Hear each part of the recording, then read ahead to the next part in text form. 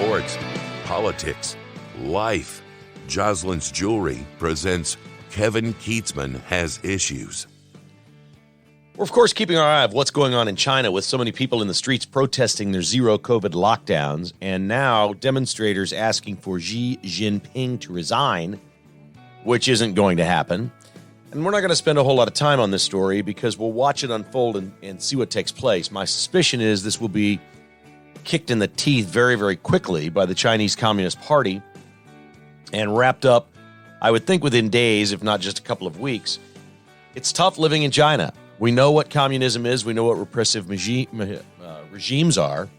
And we know how we felt in America when our freedoms were taken away and we were told that you have to get a shot in order to go to work or fly on an airplane. You have to wear a mask in order to go into the grocery store. You have to do this. You have to do that.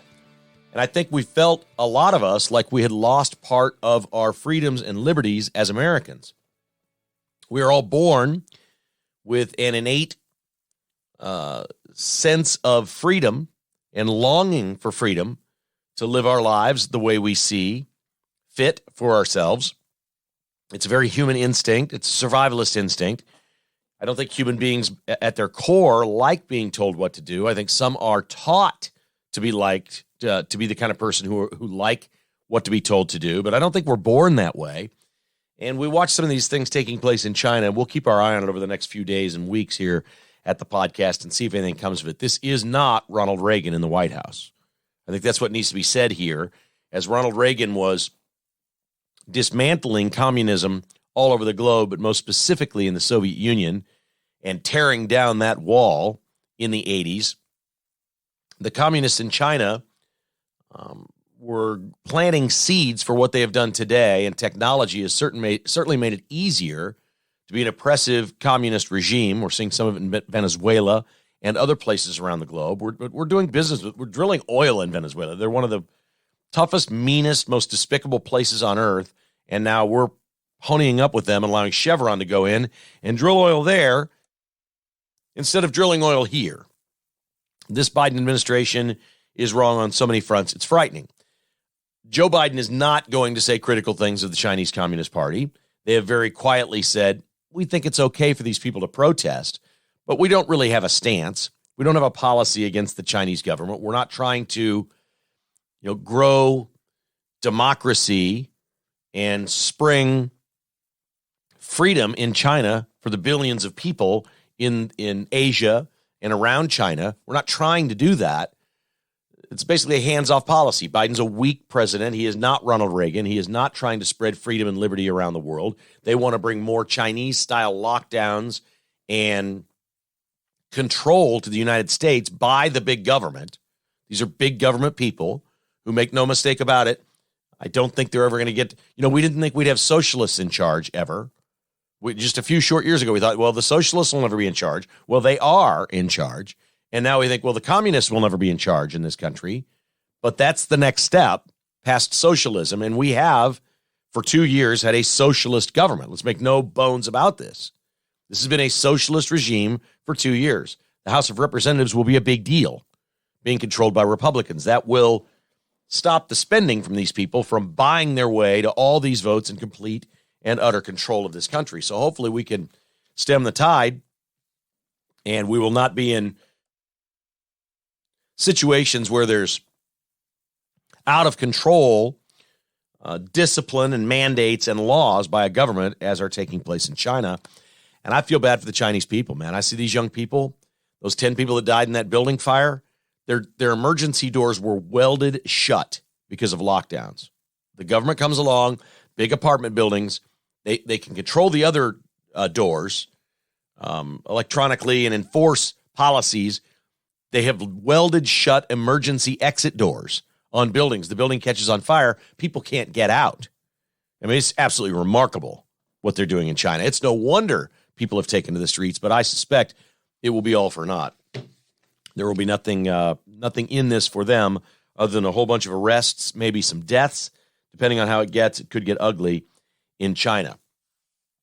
It didn't get nearly that ugly on Monday night at the Northeast Johnson County Conservatives' monthly dinner in Overland Park, where I was asked to MC along with Mike Thompson, longtime television weather guy, meteorologist, Navy officer back in the day, and now Kansas senator, state senator from Shawnee in the Kansas Senate.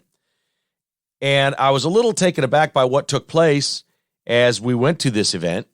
I gave some opening remarks and do kind of some of the things that I do here. Tried to get people to laugh, try to make it a little bit light at the beginning, give a couple of strong opinions on what I think would be helpful going forward for conservatism in America.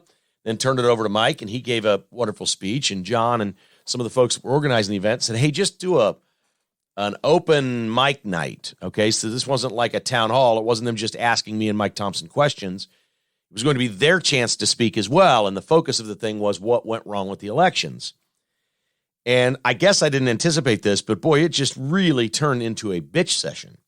And I was surprised by that. My wife was there too. She said, I'm really, really surprised that so many people just got up and all they were doing was complaining. We don't generally think of ourselves as conservatives as complainers. I see conservatives mostly as problem solvers.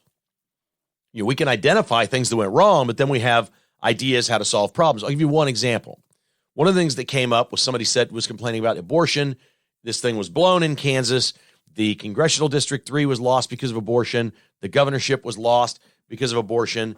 It happened nationally. We were hurt because of how Kansas botched abortion over the last several months leading up to the election. And it was complain, point finger. And so I grabbed the mic at this point and I said, you can get mad at me for saying this. And a lot of people you will disagree with my stance here. Abortion's not my thing, okay? I don't like abortion. I'm pro-life. And I said, show of hands in this room, 150 people in here. How many think we can get homicides in this country to 0? And nobody raised their hand. And I said, how many of you think that through crime bills and things that we can do, we can get rape to 0? How many of you think we can get carjackings to 0? Nobody. I said, so honestly, raise your hand if you think we can get abortions in this country to 0. And now everybody was looking in kind of stunned silence at me. And nobody raised their hand. And some of them were hurt. I mean, these are deeply religious and Christian people that want to get abortions to 0. And they are righteous and they are moral. And I am on their side. But it is not practical. I said, if we're going to sit here all night and complain that these elections were blown because of the issue of abortion, it doesn't do anything good to complain about it. Many people said, we need politicians that just don't say anything about it. No, folks, the solution is very simple. When you have a losing issue, and 78% of Americans want some sort of abortion law, that it's okay if your teenage daughter is raped to get an abortion, or if your teenage daughter has a boyfriend and gets pregnant, it's okay privately to have an abortion. I spoke with many people at this program last night that said they're pro-life and they would never consider abortion. But you know what? If it was my teenage daughter, probably. Practical and your faith and your morality are one thing. What's practical in your life is another. And people don't know. I've said this many times. You don't know what you're going to do in the situation of abortion until you are faced with it. You just don't know. I can sit here and jump up and down. I've never been faced with it in my life. Okay? We've never had the issue. In any way has this issue ever affected me personally. So I've never had to confront it, but I'm a realist enough to know that if I have to confront it, I'll consider it. So I said, we're sitting here complaining that we want politicians that are going to avoid the issue. That is never going to win elections. The way we win elections as conservatives is get rid of this damn issue. Okay? Let's pass a law. And I don't even care at this point. I think it's a states' rights thing. So I was focusing on Kansas, and I said to Mike Thompson, let's get to work in Topeka. Let's pass a law in Kansas. Let's take it away from the Kansas Supreme Court. Let's take it away from the statute on abortion, which is all there is. There is no real law in Kansas. Let's put a reasonable law together that Democrats and Republicans can vote yes on, and let's pass it. And then it's gone in Kansas. It's never an issue again for anybody running in the state. We have a law on the books. If not that, ask yourself this. Why in the world did the Democrats for 50 years never pass a law on abortion? They had plenty of times where they had control of the House, the Senate, and the White House. They never passed an abortion law nationally. They could have done it. We sit here and had an interpretation of a court case, Roe versus Wade, and that supposedly was the law of the land. Well, that was not a law because the court came around and said that was unlawful. And now there's no law, and they kicked it back to the states. And so we may have mayhem in different states. If we want to get rid of this issue, I'm not a big federal government guy, but if the blanket easy way to take it off elections in every single state is to put a law on the books, let's come up with a reasonable law. And whatever the law is, there's a lot of things I'd vote yes for and say I'm good with this. We spoke with a ton of people last night who said they really don't like abortion, but they understand it in certain cases. And generally speaking, the people that I talk to seem to be okay with something around 12 weeks or maybe 15 weeks. Now, remember, it was the left that went after the lawsuit in Mississippi of the 15-week law on abortion. And that's what went to the Supreme Court, and that's why all hell broke loose here. So the hard left doesn't like 15 weeks. They want to do it at 8 months and all that. Let's find the middle ground. This has to be done. If conservatives really want to win and take some of these issues off, and it was, some people were standing up saying, get rid of all the social issues. Well, no, because the drag queen stuff is a winning social issue for Republicans right now. All right. Child pornography is a winning issue. All this crazy stuff they're doing with kids and gender reassignment surgery and genital mutilation, these are winning issues for Republicans. We don't want to stop talking about those. We want people to know what's going on there. Abortion, folks, you can't take something away from people they've had for 50 years. All right? This train left the station a long time ago. You don't have to like it, but we're not getting to zero abortions in the United States of America. It's never happening. And 78% of the people in this country agree, Republicans and Democrats, that it is okay very early in a pregnancy to abort an embryo or fetus or whatever, I don't know what they say, the doctors say viability is, but prior to viability, survival outside the womb, most people think that that's reasonable because they've been raised with that. Let's be honest. They've been raised with this. Once you've been raised with this, and this is what you believe, and most people that are voting now, especially on abortion, there's been abortion their entire life. They've been born after Roe v. Wade. So look, the answers to these things are solutions, not complaints. And I was really surprised that we had so much complaining, which was pretty darn interesting that on the same day this was happening, there was kind of a viral story taking place about Chiefs quarterback Patrick Mahomes, who was being patted on the back for being the least complainer in the history of sports. Mahomes on the field after the game on Sunday, and the Chiefs won 26-10. Mahomes did not have his best day. He threw a bad interception. Chiefs couldn't score touchdowns. You saw the game and the things that happened. Aaron Andrews interviews him, and he says, we didn't execute in the red zone, and I threw a really dumb interception. And thank goodness our defense stepped up and took care of us today. And it is ridiculous. This is what athletes have said for years and years and years. You support your teammates. You put the blame on yourself. A leader takes the blame and says, I blew this, and thank God for these other people that bailed me out. That's what a leader does. And in 2022, Patrick Mahomes saying something that we would hear all kinds of athletes say in the 50s, 60s, 70s, and 80s. It's so foreign to so many young people. This thing went viral that Patrick Mahomes is some exceptional human being because he took blame for something. Like the people that respond to Patrick Mahomes placing blame on himself for poor play on Sunday, these are young people that have had their minds poisoned by liberals. That's all it is. Has Joe Biden taken the blame for anything? Anything? And sometimes it isn't, hey, I screwed up, I did this wrong. When Trump was president, all right? When Trump was president, problems would arise, and he'd say, I'm on it. We're going to go get this. He didn't ignore issues. He didn't ignore something like the border. He said where he stands, I'm going to take care of this. We're going to get it fixed, and we're going to take care of this. Sometimes, occasionally, they failed. Trump was a very, very good president. He got a lot of great things done. Wish he had 8 years. Would have been wonderful. But we lose the election. Things change. I didn't hear a whole lot of, hey, this isn't on me. It's not my fault gas prices are high. It's not my fault there's inflation. There's no inflation. I mean, that's all the Bidens do. We live in a time where there is so much placing the blame elsewhere, that it is actually odd for Americans to hear Patrick Mahomes say, I kind of sucked, and thank God my defense was good today. And so now, all of a sudden, he's a superhero because a lot of young people have never heard this. They've never heard a leader step up and say, I blew it. I blew it, and I got to get better. Andy Reid, after the game, took the blame for Sky Moore dropping the punt. He said, this is on me. It's the third time he's done it this year. We're trying to make the kid a punt returner. He's never done it before. We love his talent. We think he can be really good at this, but this is on us. So he didn't say it this way, but here's what they've seen. They've seen him drop the ball in practice a bunch, but they still love his ability to make a big play. And Andy Reid's the kind of coach that says, I want the guy that could go make the big play, even if there's some risk that there could be a bad play. I want to make big plays. All right? They've replaced Sky Moore now. I think sometime if Sky Moore sticks around and learns how to catch passes and doesn't have bad hands or nerves, it could be nervousness. If he gets over this, I think he'll be the kick returner, and he's going to be a great one because they believe he's going to be great. It just may be a year away. But you can't have that right now. So there's really a lot of times admission on things like this. And it's stunning to me that it has become, it's such a foreign thing to so many people that it's a big deal that Patrick Mahomes takes some blame and says, I wasn't very good. The other thing I offered up to people was everybody that I saw at this thing last night had some sort of a,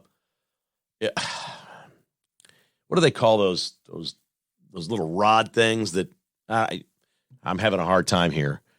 Some kind of magic stick, talking stick, right? They think you can just wave it at this and fix your problem through the spirits or something.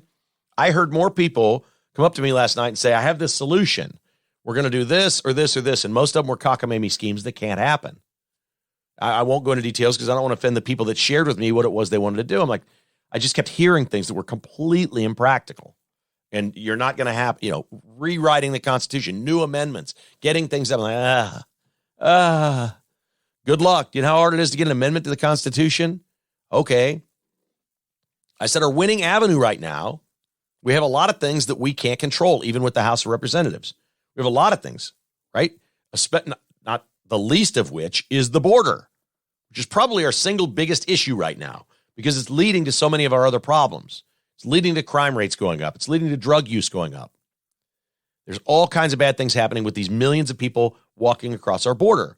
And my response to everyone who kept saying they had this idea or that, I said, our avenue right now, clearly to me, is the Supreme Court. I mean, we've got a president and then Alejandro Mayorkas in charge of DHS breaking American laws. This doesn't get talked about enough. The laws that we have, that both parties agreed to, and the voters voted people in that agreed to these policies, the laws on the books will stop what Joe Biden is doing right now. Joe Biden is breaking the law. He's doing it mostly by executive order and saying, well, it's an emergency situation. They used COVID, and now they're using, I don't know what else for emergency declarations by the president to do what he's trying to do.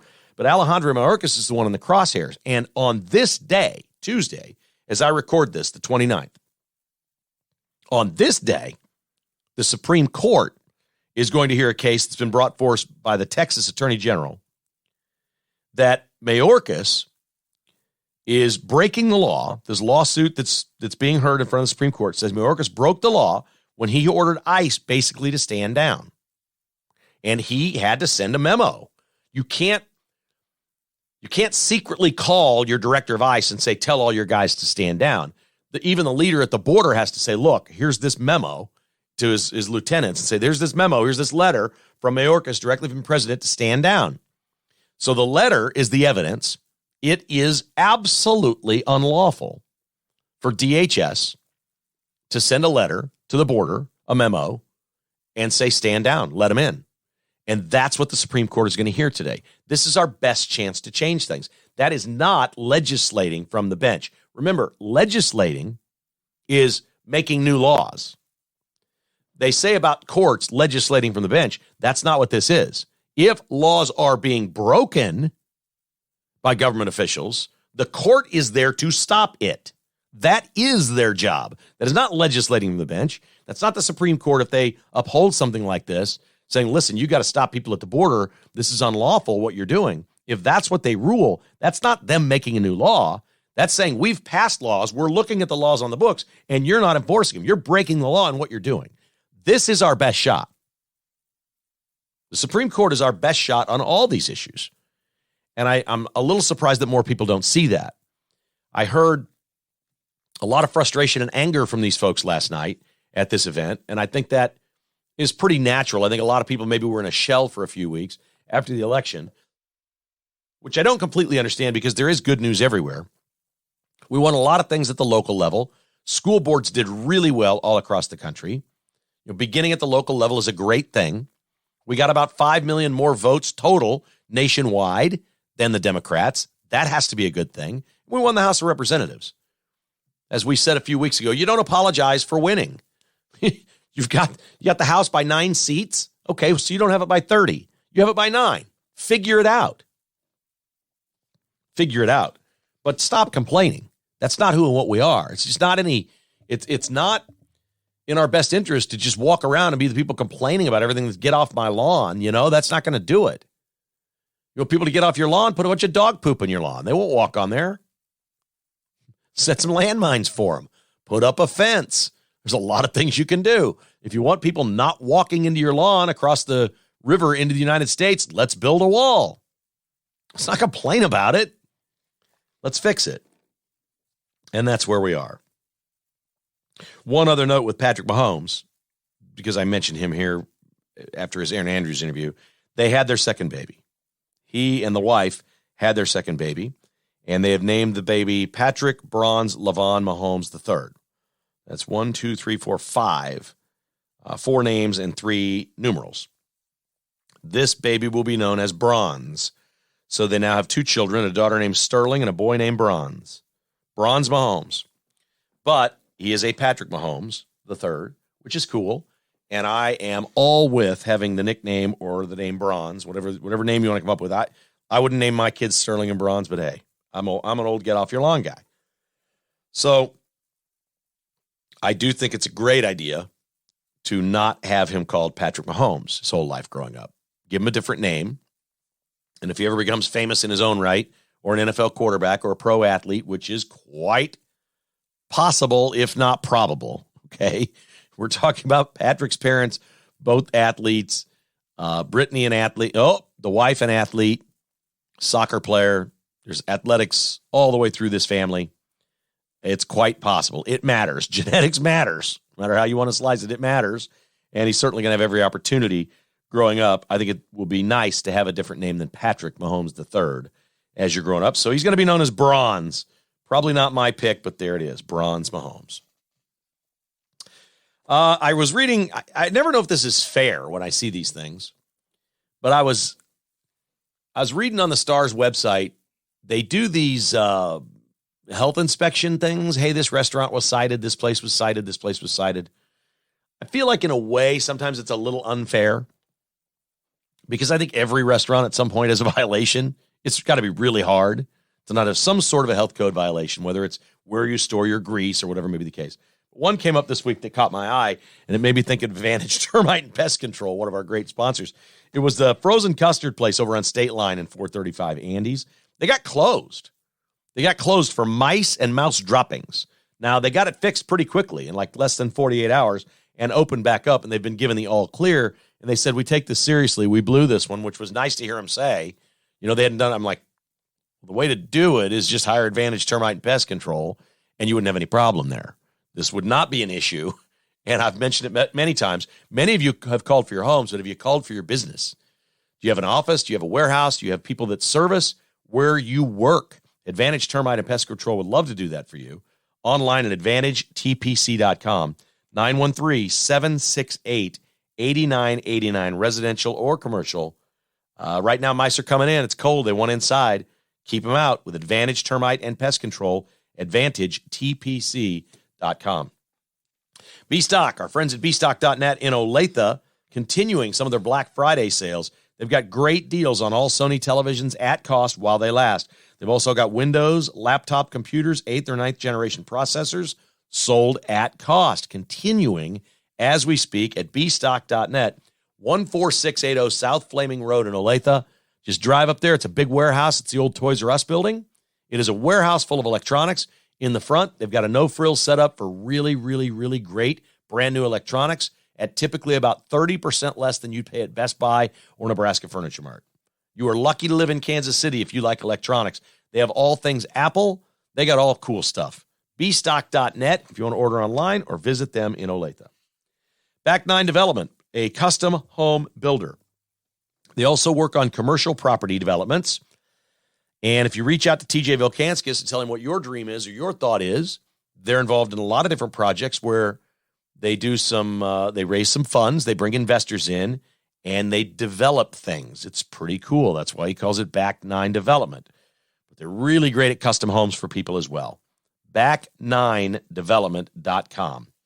If you'd like to check them out, just go to the website, see the entire portfolio. Any place you got, Kansas City, Lawrence, Topeka, Manhattan, Back Nine is ready to work with you and your family or your business team. Call TJ Vilkanskis at 785-236-0161 for the good folks at Back Nine Development. Okay, we had a Biden official named Sam Brenton that looks like a bald woman, but apparently is a he. I haven't seen how the pronouns are. Sam Brenton is non-binary. A Biden nuclear official in the administration has been on leave since September when this wackadoodle decided at the Minneapolis airport to steal a nearly $3,000 designer suitcase from the baggage carousel. Sam Brenton, I've heard reports where they call this person a he. He clearly wants to look like a she and declares, if you're non-binary, isn't that when you're they, them? I'm so confused.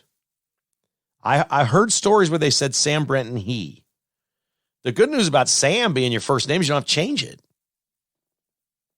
There's plenty of girls named Sam. Sam Brenton stole a really high-priced piece of luggage, designer luggage, because, of course, he wants to be a she, dressed up in a dress with lipstick on and fancy jewelry, wants the designer bag. The last thing on earth I want, I'm going to tell you right now, the last thing I want is a designer suitcase. To me, the luggage you give to the airline to throw around, now, there's obviously you want to protect your stuff. Like my golf bag has some padding in it. I don't want my clubs all bent. Okay? But the last thing I want is what that bag goes through to be expensive. It's going to wear out. It's going to break. And spending more on it seems like the dumbest thing in the world. Oh, my God. These people that just want to be seen as something that they are not. This is a government employee, a nuclear official, non-binary, lipstick on, shaved head, earrings, stealing bags from the carousel in Minneapolis, and then lying to cops, which has gotten him, her, they, them in more trouble. This is what's wrong with hiring people based on gender, race, religion, whatever. That's not the reason to hire somebody. This person's nuts. Okay? Let's just say this. What good government employee in the Biden administration, appointed by the Biden officials in their nuclear department, steals bags off a carousel? There's no vetting here. This is, this person's non-binary, wears lipstick, has earrings, shaves his head, and puts high heels on. Yes, hired. Think about that for a second. And think about, John Kirby was the spokesperson at the White House yesterday because this Karine Jean-Pierre is so inept. Looks like maybe they're moving toward Kirby, who's the Pentagon spokesman. Maybe he's going to be doing more at the White House and less of CJP. I don't know. Another story out. Another crypto company is in trouble. We've seen the TFX story. Now crypto company BlockFi is billions in the hole. Bankruptcy, owes the SEC money and owes a whole lot of people billions of dollars. BlockFi going out. I've heard from many of you that are okay with crypto and think if you're smart, you know what you're doing with crypto. I'm going to leave that up to you. There is no chance I'm buying crypto. None. And I don't even care. I'm not the person that gets jealous and says I missed out. 5 years from now, somebody's got Bitcoin and goes, wow, I made all this money. I'm like, good for you, man. That's awesome. There is no way. For a normal person to try to explain to someone what cryptocurrency is a very difficult thing to do. I understand things that are backed by something bigger. I understand buying stock in a company. A company has merchandise, real estate holdings. They get diversified. They have revenue coming in. I'm buying something that's working. When I'm buying crypto, I'm on an exchange. There's nothing behind it. I don't know who's running it. I don't know where the money's going. Clearly, this is rife for scams right and left, we're now seeing. TFX is gone. They're toast. BlockFi is gone. It's toast. People are losing billions and billions of dollars because what's happening is they're getting you to buy their currency, and then they're Ponzi scheming off of it. It's bad. It's really, really bad.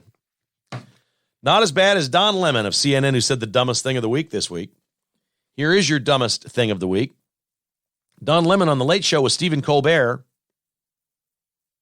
said to Colbert about CNN's coverage the last few years, quote, I don't think we were ever liberal, unquote. And Colbert said, what? Colbert's a liberal. He's a committed liberal. And so's Don Lemon. And he goes, what? They were talking about Chris Licht, the new CEO of CNN, and the changes that are being made at CNN. And you can see them now. If you watch a little CNN, you can see the differences. The people that are still working there are liberal, okay? But you can see that there are some things in place about the way they're covering stories. They will cover negative stories about Democrats now. They will do that. Lemon went on to kind of backtrack on this thing and say, look, Chris Licht wants everyone to feel comfortable and welcome coming on CNN, whether you're from the right or the left, to be treated with respect and not attacked, and for us to do good journalism. Great. That's all I've been saying all along is why doesn't somebody play the middle here? They should take it one step further with CNN. I'm telling you, they could become the most interesting and number one news network. Give MSNBC the left, give Fox the right, okay? Play the middle and go back to the day where they had shows like Crossfire or Hannity and Combs, where there's one host on each side, and you bring guests on or you debate each other, and you have it, and it's interesting. And you have people, professionals that respect each other, and maybe even would be nice if they liked each other, even though one was a Republican, one was a Democrat, and you treat each other with immense respect, and you debate the issues, and it becomes entertaining. If somebody does this, it will win. Now, I haven't seen CNN go there yet. I haven't seen them hire any genuine show hosts that are conservative to say, okay. And the obvious one sitting out there would be somebody like Megyn Kelly. She's not as conservative as Tucker Carlson, for example. But if they hired Megyn Kelly to be on with Don Lemon, that might be a really interesting show. Really interesting. Let him argue his point. She gets her time. You have guests on. They know they're going to get equal time. I enjoy watching The Five on Fox, but my God, it's four conservatives and one sort of liberal who's clearly just sitting there collecting a paycheck, not trying to rock the boat. I like the money they're paying me to sit here, so I'll say a couple little things. And then they read intros to stories that are slanted. No, that's not right. I'm telling you, it's sitting there for CNN if they want it. They've made some good changes, but it is sitting there. For them to become honest and fair is sitting there for someone. It's just there. But Don Lemon to tell Stephen Colbert, I don't think we were ever liberal, that is laughable. But it's good for him to say that the new guy says he wants anybody that's a guest to be treated with respect and feel comfortable, not made fun of or lampooned. Don't attack them when they're on. Do good journalism. They're doing that. The problem is every host they have still is a liberal. They need to mix that up. They mix that up a little bit, they'll get some traction. They'll get some eyeballs from Fox. They could get some from MSNBC. They'd get some people watching them if they did that. People remember those shows. Some of those other shows that used to happen where there was one host on from each side, and if they treat each other with respect, it's watchable. The View is basically The Five in reverse. The View has, four liberal ladies and one conservative? It's basically that in reverse. And so they're going after one audience. Why not go for everybody? Don't understand. All right, before we get to sports, I want to thank our friends over at Cross Kitchens KC for being a great sponsor of KKHI. Family owned and operated in Belton, Missouri. This is your kitchen remodeling, countertop replacement, floor refinisher extraordinaire. Tim Cross is on every project. His wife Brittany helps out. Their little baby Jed is awesome. These folks are just salt-of-the-earth people that run a great small business. He's so committed to his craftsmen. When they started their business, he paid them before he paid himself. That's right. That is exactly right. Most jobs are done in 2 weeks or less. So get the ball rolling. Have Tim out to your house and say, look what we got right here. What should we do? Their design team comes in and helps you out for free. They give you a 3D, complete animated design of what it will look like before you decide, and there's never any pressure.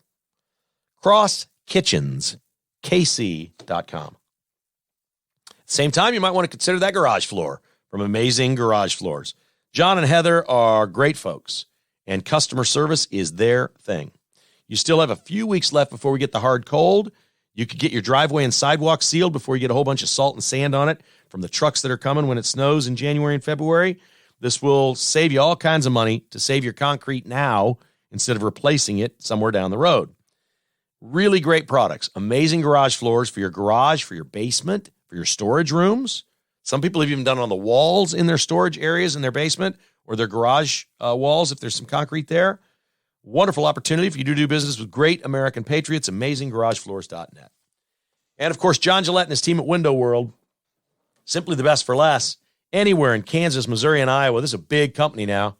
Window World's bigger than most. They're pretty much all over the country, but John Gillette is the man that owns this thing in about 4 states. He's got all kinds of cool people working for him. They've won another J.D. Power and Associates Customer Service Award for satisfaction. This is not surprising. They use those things for door stops over at Window World. They have so many J.D. Power awards. Your satisfaction is everything. They still have 0% financing available. Doors, siding, windows, lifetime warranties, made in America, official windows of the Chiefs. Window World, 816-799-0820, online at windowskansascity.com. Don't forget, every sponsor that we have is at the KK List, thekklist.com, thekklist.com. All sponsors and even more that are not part of the podcast are at thekklist.com. If you'd like your business to be on the list, go to the list, click on Join the List. It's pretty darn simple. Get your business, or whatever you do if you're a professional, get on the list. KKHI listeners are going there every day when they're ready to spend. You should be on the list. thekklist.com. Kansas Jayhawks win easily on Monday night over Texas Southern, 87-55. Big story was 2 players out in this game. Kansas struggled last week, obviously, against Tennessee. Nobody worries about Kansas basketball and whether or not they're going to be good. They're always going to be good. Bill Self's a hell of a coach, and they've got good players. Are they national champions this year? Hey, it's hard to repeat. All those things. But the issue was a couple of players out. Bobby Pettiford, the backup point guard, has a hamstring. It could be a while, a couple of weeks maybe. Kevin McCullough, the transfer from Texas Tech, has a strained groin. He got hurt in the Tennessee game. Neither played on Monday night. Pettiford, if it goes well, could be back for the Mizzou game on December 10th. McCullough, possible, I guess, Thursday night, but there's so much time between games then.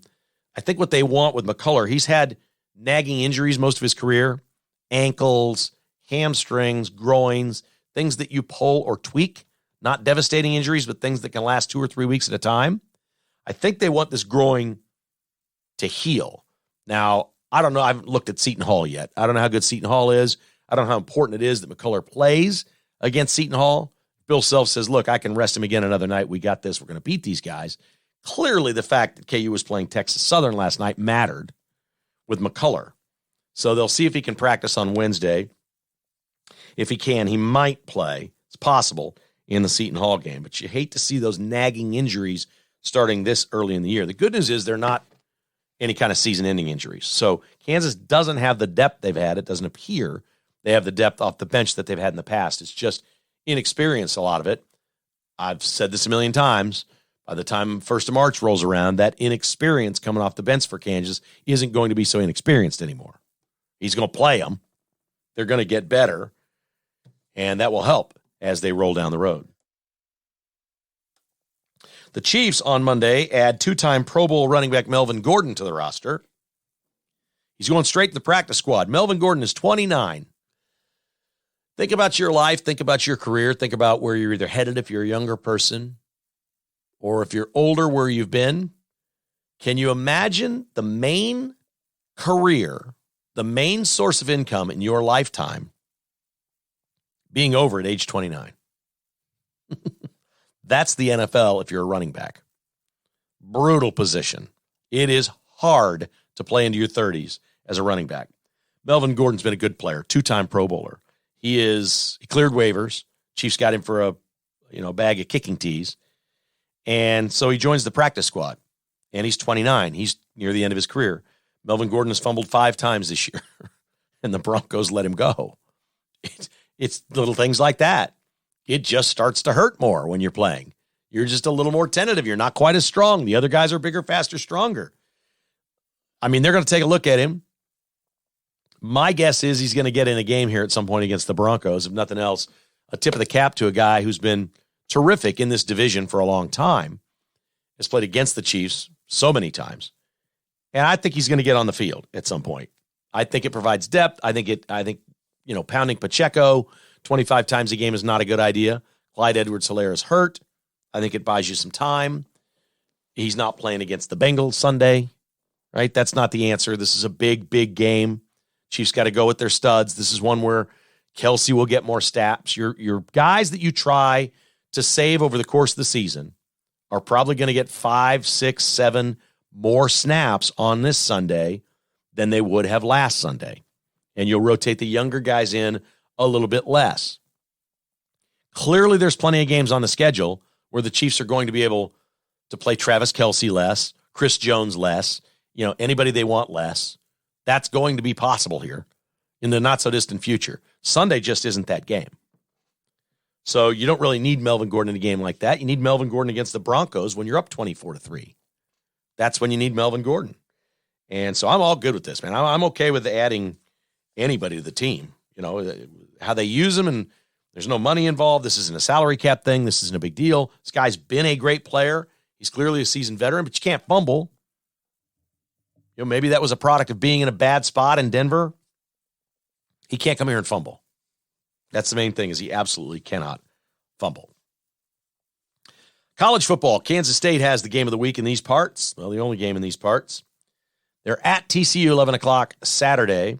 College game day will be there. And Drake Cheatham is a defensive back for Kansas State, and he has given the bulletin board material because, of course, he did. He said about TCU, "I'm not sure they want to see us again," unquote. What is the point? Say it after the game. Say it after the game. Kansas State players, I've not been worried about the game. I predicted last week that Kansas State would beat KU and then they'll beat TCU because I think they're every bit as good, if not better, than TCU, and I think the matchup is good for Kansas State, and the correct quarterback is playing this time, which is everything. Okay, that matters. It really matters. Will Howard, if he played all year, K-State would probably be in position to win this game and be in the college football playoff. That's where they would be if the coach had chosen the right quarterback at the start of the year. He did not. He made a deal with a guy that was 48 years old to come in and play in his 27th year of college football, and they went down that road for half a season. It cost him a game against Tulane, of all things. It cost him the Texas game, no doubt. They were on their way to being blown out by TCU when that quarterback got hurt and Will Howard came in and scored on 4 straight possessions to give Kansas State a lead before he got hurt in that game. So it was a disjointed thing. I think Kansas State may be the better team, but now I'm a little worried. Everything I'm reading seems like Kansas State is overly confident that they know exactly what went wrong last time. We got our quarterback now, and this one's ours. This team's ours. We got this. The quote again, "I'm not sure they want to see us again," unquote. Okay. Here's the weird thing about K-State TCU in the title game. There's all kinds of people out there saying, even if TCU loses, they're in the college football playoff, that they would, as a one-loss team, be in ahead of Ohio State. Does that sound right to you? That TCU can lose to Kansas State. Ohio State last week just lost to Michigan. Michigan. Undefeated Michigan. They're a monster. They're good. And TCU's going to go over Ohio State. You buying that? People say it's done. Like TCU may be in a spot where they come into this game like we got nothing to play for. We're in. That sounds foreign to me. This would be a new deal for college football. This would be a sea change is what I would call it. Because I'll also throw Alabama in the equation. Alabama is so close to being undefeated, it's frightening. They lost in overtime 32-31 on a 2-point conversion at LSU, and they lost 52-49 at Tennessee in the game of the year, Tennessee's game of the century so far. You're Alabama. I can make an argument that Alabama is one of the top 4 teams. Who else had to go to LSU and Tennessee? Of these, did Georgia play both those places? Who else had to go to those places and play in those spots? Michigan? The Big Ten's terrible. Stan Weber said it yesterday. The Big Ten is terrible, except for Michigan and Ohio State. The question is Ohio State part of the terrible? And Michigan's just the only thing there is. That's for the committee to decide and people to decide on their own. But either way, there's people saying TCU can lose to Kansas State and they'll be in the college football playoff. I'm not arguing that point. I'm not making any kind of case that any of these stories out there are wrong. I'm just telling you I'll believe it when I see it. I've watched college football for a long time. I know what the TV networks want. They don't want TCU in that game, in one of those games. You think that ESPN and ABC would rather have TCU in the playoff or Ohio State or Alabama? This sport has been dirtier than like NASCAR cheating, dirtier than soccer with what goes on behind the scenes on how they set up their playoff. And until we expand the playoff and get to a point where each conference champion, the 5 big conferences, each champion is automatically in, you can't believe anything they're saying before these games are played. You can't. I'm sorry, you can't believe anything. But Big 12 officials at both schools, K-State and TCU, are leaking already this. Here's what they're leaking. TCU is in no matter what, and K-State is playing Alabama in the Sugar Bowl. That's what's out there. Hey, I may be back on here Monday saying that's what happened. TCU's in the playoff, and K-State's in the Sugar Bowl against Alabama. That's possible. But I'll also ask you this. If K-State goes out and loses, does the Sugar Bowl really want 9-4 K-State? How's that work out? I guess you have to take them because they were in this game. They can't take Texas. Would they rather have a Texas-Alabama rematch or Kansas State-Alabama? I don't know. Again, I'm just sitting here saying, let it all happen. Because I've never in my life ever trusted any of this. This is like Democrats on election night, okay? They're driving around picking up satchels of ballots and they're dropping them off at 3 a.m. This is, you don't even want to know what, this is Philadelphia politics at 3 a.m. That's what college football is. So if you're telling me TCU's in no matter what, and K-State's playing Alabama in the Sugar Bowl no matter what, great. I'll listen to that all day. I'm not going to tell you you're wrong. I'm going to tell you that's a sea change. If that happens, that's something new. Something big is changing in college football if that's the case. I guess we will see. KKHI is proud to be affiliated with Roberts Robinson, Chevrolet Buick GMC. Tim Trader is on the showroom floor every day. What a great name for a general manager at Roberts Robinson. Tim Trader, because they will take your trade in. They'd love to buy your car from you, even if you're not buying a new one. They'll buy your car. Right now, they're offering a $100 rebate on 4 tires. Roberts Robinson's the home of the lifetime warranty. Chevrolet Buick GMC. Order your new electric vehicle or any of the great models and have it delivered right to you. Built just like you like it. That's the way to do it. $1,000 accessory allowance right now on Chevy trucks. 0% on most GMCs. RobertsRobinson.com in Excelsior Springs. Buck Roofing and Construction. I'm going to see Ron Buck later today. Always good to see Bucky, as we call him. And it's good for you to see him as well when he comes out to your house, get a free roof inspection. Or when you've really got a problem and he shows up, he's the guy that's going to make it right. 913-384-2680. I don't say this very often with Buck Roofing, but they also have the best pricing. He wants to be known as, and should be, for good reason, a service entity. That you get the best crew on your job that doesn't mess up your yard and destroy all your property, that you're happy with the experience. Because this is like the gold standard of roofers. But their pricing is amazing as well. 913-384-2680. and advanced medical imaging. See what's inside. If you're looking for an MRI or a CT scan, why would you wait on some expensive, time-consuming hotel chain telling you they can make an appointment in 3 weeks? Get it done today. Just call 785-856-0224. Online at medimageks.com. That's medimageks.com. And you know what? Make an appointment for the new year and get that heart scan done. If you're over 40 and you haven't done this, it is a wonderful, great peace of mind feeling. They basically do a scan of your entire torso to look at your heart, and they give you your plaque score very quickly, the next day or whatever. It's not covered by insurance, but it's out of pocket, but it's under $100.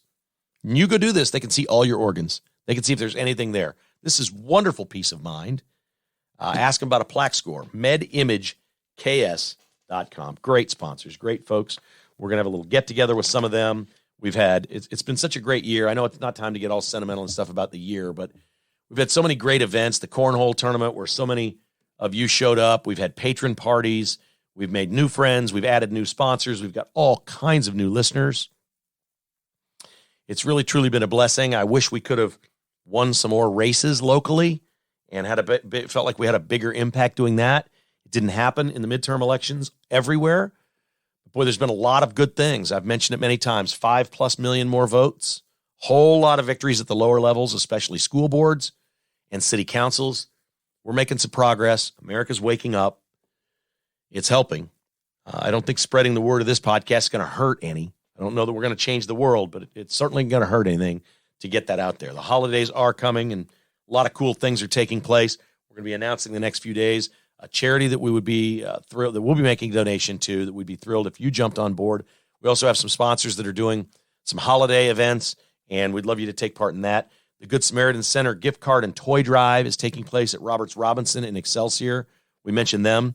It's 1501 Kearney Road, and it goes until December 19th. They'd love you to drop off new unopened toys, gift cards, cash donations accepted. Benefits local area families through the Good Samaritan Center. This is in Excelsior Springs if you live near there. Or if you want to mail them gift cards, you can drop them in the mail and send them to 1501 Kearney Road, Excelsior Springs, Missouri, 64024.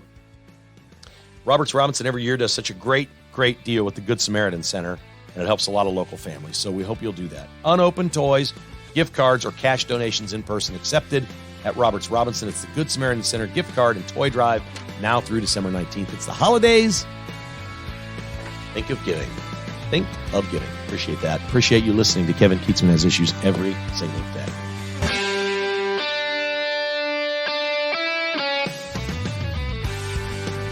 Thanks for listening to Kevin Kietzman Has Issues, presented by Roberts Robinson Chevrolet Buick GMC. To get exclusive patrons-only podcasts, receive a weekly newsletter, and attend in-person patrons-only parties, visit kkhasissues.com and become a patron today. This has been a production of Crooked Tail Media Incorporated.